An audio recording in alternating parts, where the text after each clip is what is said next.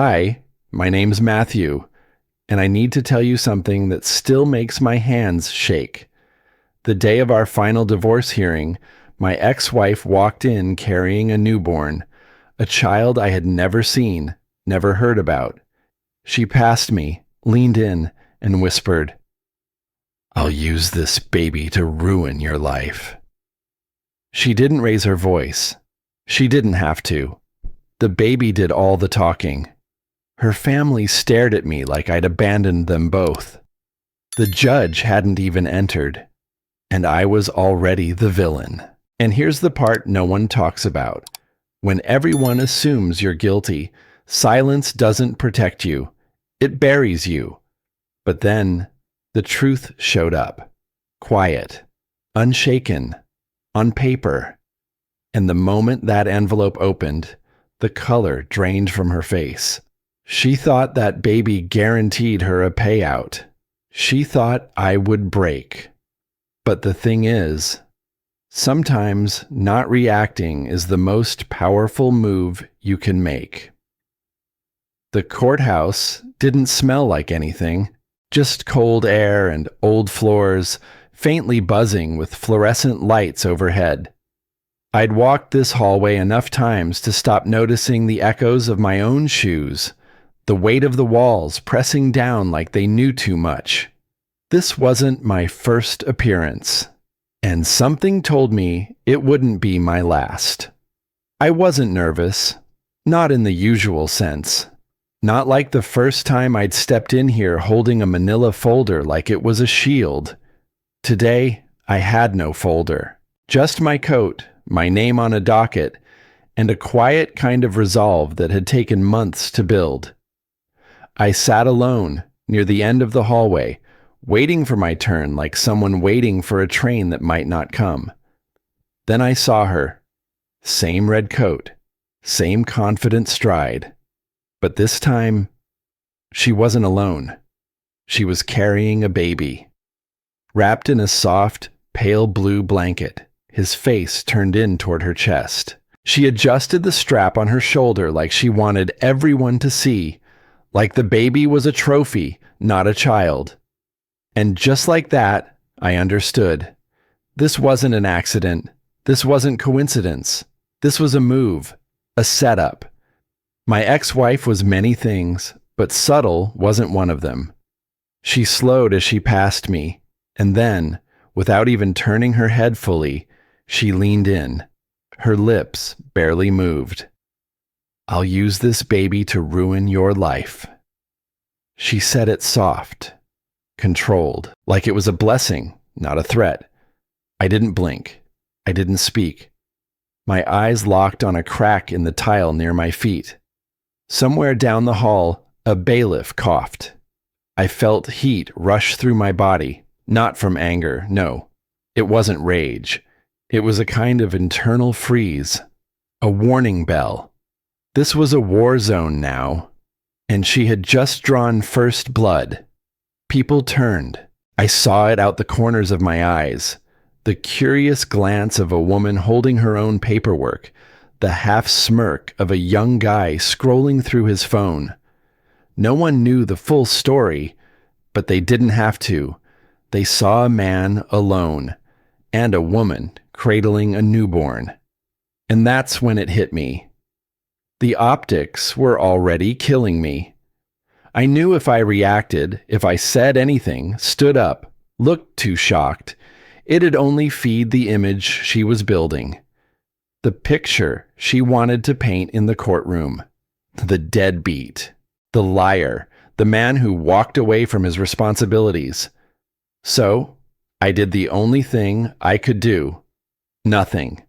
I stayed seated, hands resting on my knees, eyes down. Inside, my mind was sprinting through every possibility, every scenario where she could have pulled this off. Whose baby was that? How far was she willing to go? Was she counting on me blowing up here so she could finish the job in front of the judge? She knew me well enough to aim her blade right at the heart. My reputation, my dignity. But she'd underestimated one thing. I'd spent the last 2 years learning how to be quiet in the face of chaos, not out of weakness, but survival. There were days during the marriage when silence had been my only armor, and now it was my strategy. That moment, sitting in that hallway, I realized I had a choice. Speak and look guilty. Stay quiet and look indifferent. Neither would save me. Neither would tell the truth. And the truth?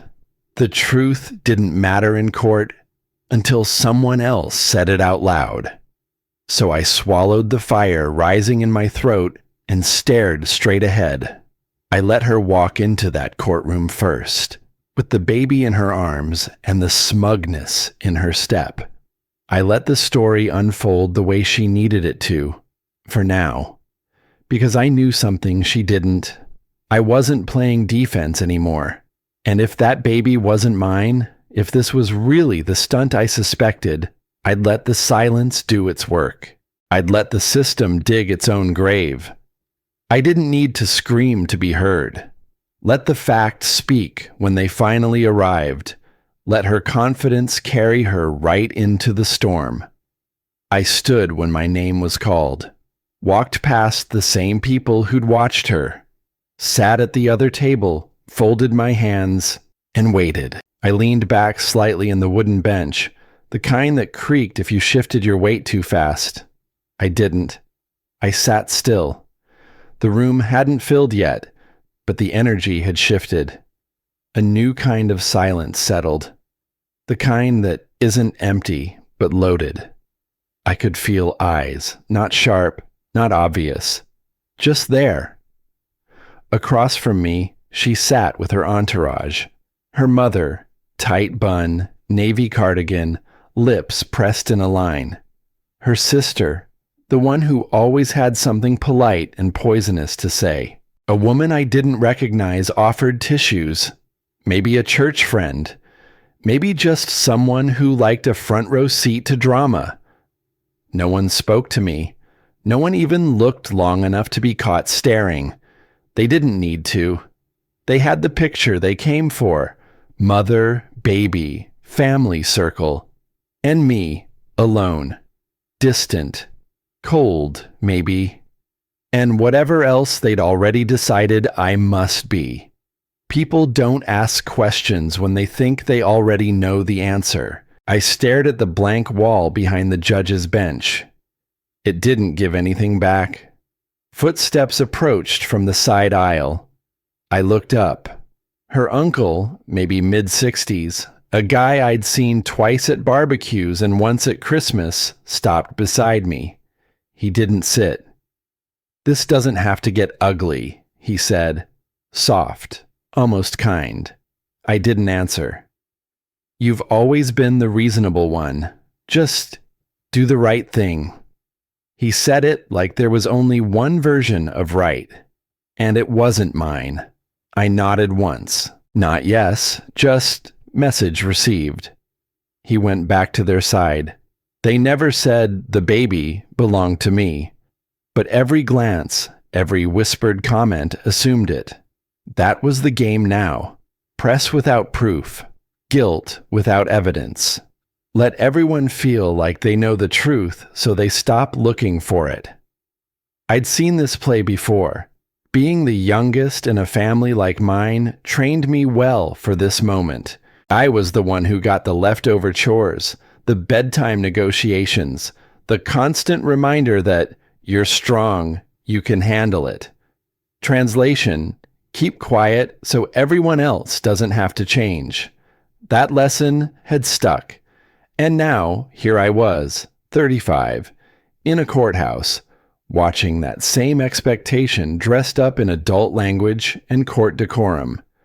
I'd never seen the baby before, but no one asked if he looked like me. They just looked at how I wasn't reacting. A voice floated from somewhere in the row behind me. "You don't look happy to see your child." It wasn't shouted, wasn't even directed at me, not really, but it landed. No one corrected them. No one said, "Wait, do we even know that's his kid?" Silence stood in as agreement, and I realized if I protested now, it would sound like denial, defensive, angry, like I was ashamed. And if I stayed quiet, I looked cold, absent, maybe guilty. Every move was already checkmate. I turned toward my lawyer, a woman named Louise who'd handled more than her share of mudslinging cases. She'd told me once that family court wasn't about truth. It was about control. I believed her now. "I want everything entered into the record," I said quietly. "DNA test, timeline, all of it." She looked up from her folder, nodded once, no questions. Just motioned a note on her pad. I didn't need to win anyone's heart. I needed the paper to speak. That was the pivot. I would not explain myself to people who had already closed the case in their minds. I would not convince a room full of spectators that I was worthy of basic fairness. Let the process work. Let the facts crawl their way in, one sheet at a time. The bench under me felt harder than it had when I sat down. I looked toward the door where the judge would enter. It was still closed, but I already knew. No matter what facts came later, some damage had already settled in. The kind that facts don't scrub clean. Sometimes the hardest part isn't being lied about. It's watching people decide who you are before they even ask. The courtroom door opened, and the bailiff called us to rise. I stood, feeling like I was watching someone else do it. My body moved, but my mind was still in that hallway, still watching the sideways glances, still hearing the quiet words dropped like hints instead of accusations. The judge entered, nodded, and sat. The rest of us followed. It all happened like clockwork. Familiar steps in a dance I never wanted to learn. The clerk read the case number. Papers shuffled. Chairs creaked. The fluorescent lights above buzzed faintly. I noticed all of it because it was easier than thinking about what was happening. Her lawyer went first. No surprises there. Opening remarks, measured tone. He spoke of struggle, of a mother who had endured emotional strain while caring for a child alone. He spoke of the child's need for stability and ongoing uncertainty caused by the father's delay in accepting responsibility. He never said I was a liar. He didn't need to. Every sentence was a finger pointing, but none of them directly touched me. It was all shaped in the air around me. Suggestion, implication, careful framing. And the more he talked, the more I felt like I was being slowly painted into a corner I couldn't speak my way out of. My jaw tightened. No one across the aisle looked at me. Her mother sat with the same stiff spine, her arms crossed. Her sister leaned toward her like they were whispering secrets at a funeral. A cousin I barely recognized kept adjusting his shirt collar like the room was too warm. Not one of them looked me in the eye, and not one of them opened their mouth. They let the story unfold without challenge, without question. That silence cut sharper than anything spoken, because silence from strangers is tolerable. Silence from people who once hugged you at holidays, that's a betrayal you feel in your ribs. My mind drifted, just for a second, back to my childhood. I could hear my mother's voice, the one she used when two of us boys fought. "You're the youngest. Be the bigger person." Or, "Just let it go. You don't need to make a fuss." I was 8, then 10, then 15. And every time I gave in, I was praised for being mature. But no one told me that years of letting things go turns you invisible. Maybe that's what I'd become. I sat there, staring at a stack of manila folders beside my attorney. Louise didn't speak. She was waiting her turn, but inside, my thoughts were folding in on themselves. Maybe I should have pushed for answers earlier. Maybe I should have spoken louder, sooner. Maybe being silent all this time had only made it easier for people to draw their own conclusions. I couldn't hear what the judge said next. The voices in the room dulled. My heart beat slow, but heavy, like it didn't want to keep going. I wasn't sad exactly. I was just done. Tired in a way that sleep didn't fix. Part of me, the smallest, quietest part, started thinking, maybe it'd be easier to just settle. Give them what they want. Walk away. Take the hit. Not because I was guilty, but because I didn't know how much more of this I could sit through. And I knew. This is the point where most people break. Then it happened. Her attorney said it again. For the sake of the child. That sentence snapped through the fog like glass underfoot. For the sake of the child. They were using that baby like a shield, like a sword, like the truth didn't matter because sentiment played better in court. And I realized this wasn't about parenting. It wasn't even about justice. It was about image, story, framing, control. I sat up straighter, still said nothing, but something inside me shifted. I wasn't going to let that line, for the sake of the child, be the thing that silenced me next. There's a moment when you realize silence isn't protecting anyone anymore. It's only protecting the lie. I didn't move. I didn't speak. I let the silence settle around me like armor, not to hide behind, but to hold myself still. That was the moment I stopped trying to be understood. The room felt tighter, but I was no longer bracing for impact. I was watching the gears turn. Up until then, I'd been acting like this was a test of character, like the truth would show itself if I just stayed calm enough, reasonable enough. But I'd been sitting in a courtroom long enough to know truth doesn't shout.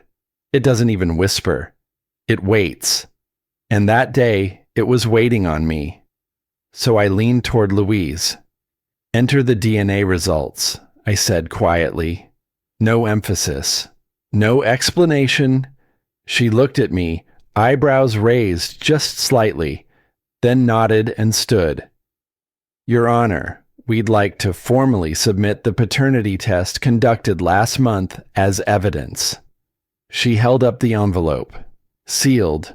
Unemotional. Just paper. The judge accepted it with a small nod, set it aside on the bench. No reaction, no pause. Just part of the record now. But that small move shifted something in the air. On the other side of the room, I saw her body stiffen. My ex-wife didn't look at me, but I caught the way her jaw tightened, the way her arms wrapped tighter around the baby in her lap.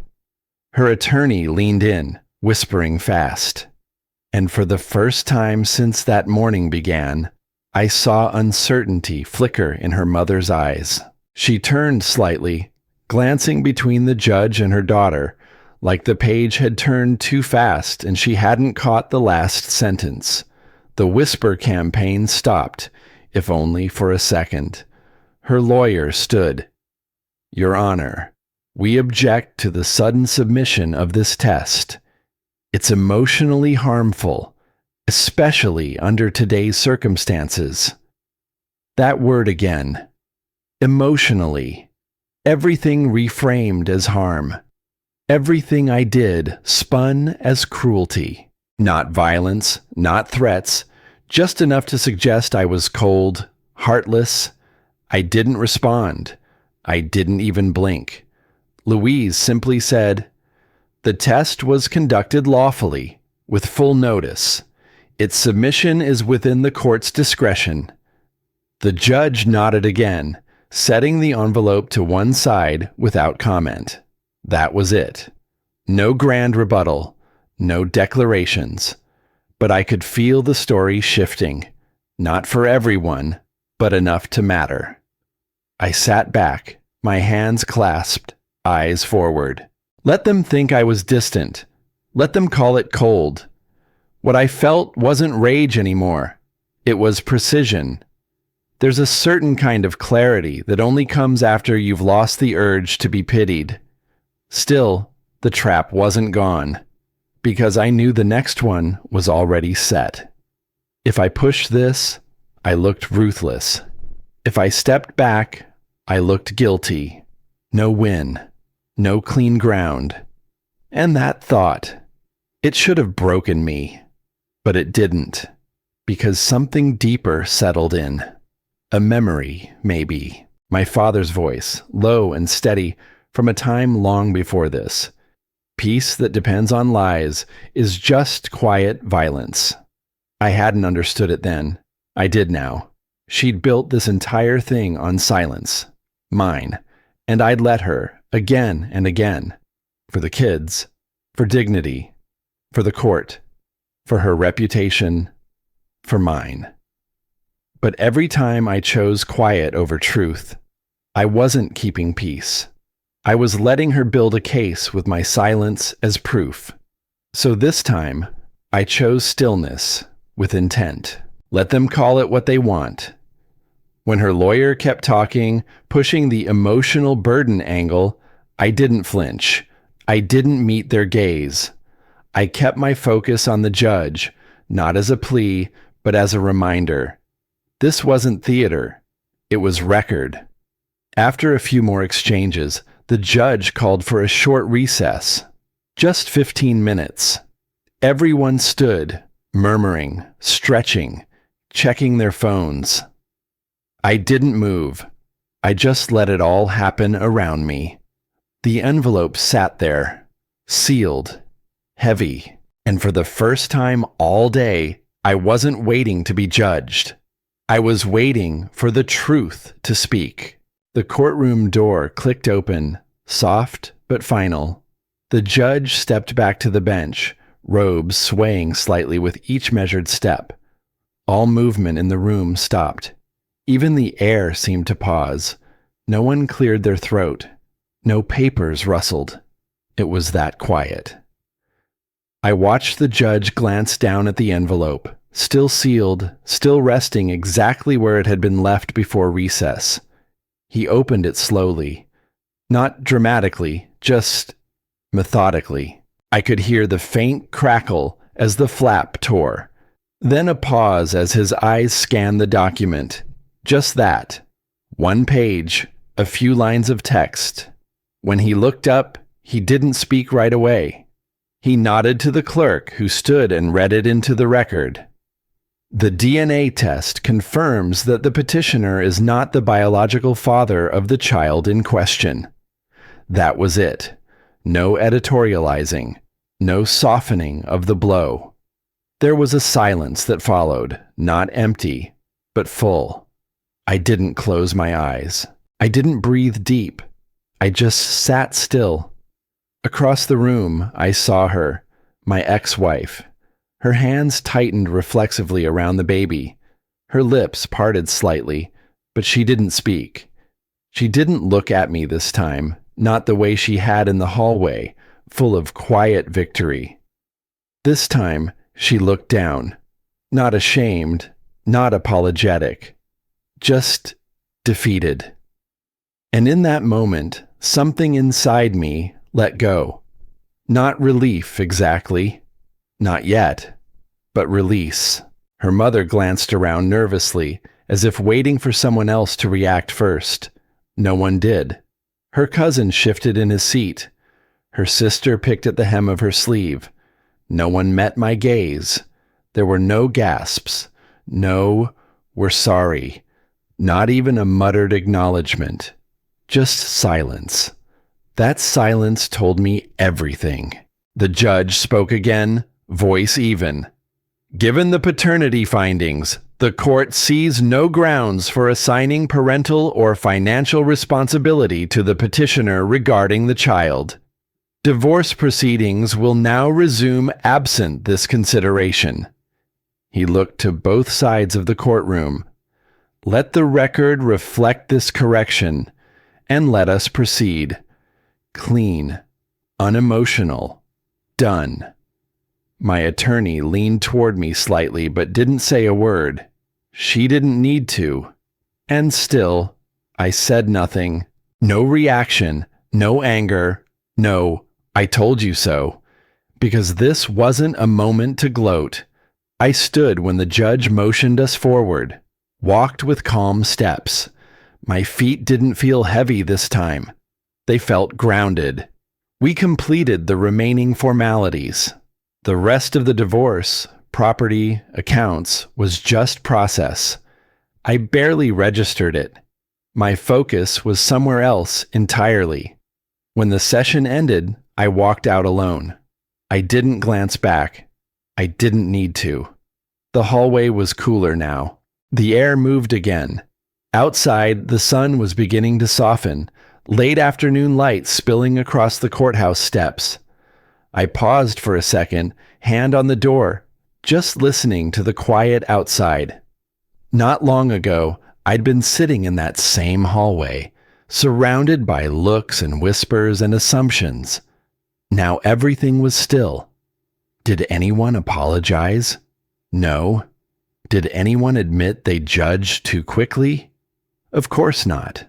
But none of that mattered, because for the first time in a long time, I felt whole. Not because I'd won something. I hadn't. The damage was still there. The mistrust, the narrative people had already chosen to believe, those wouldn't vanish overnight. But what I did have was mine again. A sense of self that didn't depend on their understanding. I understood. And that was enough. People think silence is weakness. But sometimes silence is the only thing that keeps you from handing your power to someone else. That day, silence didn't protect the lie. It waited long enough to let the truth rise. I didn't win because they believed me. I won because I finally stopped needing them to.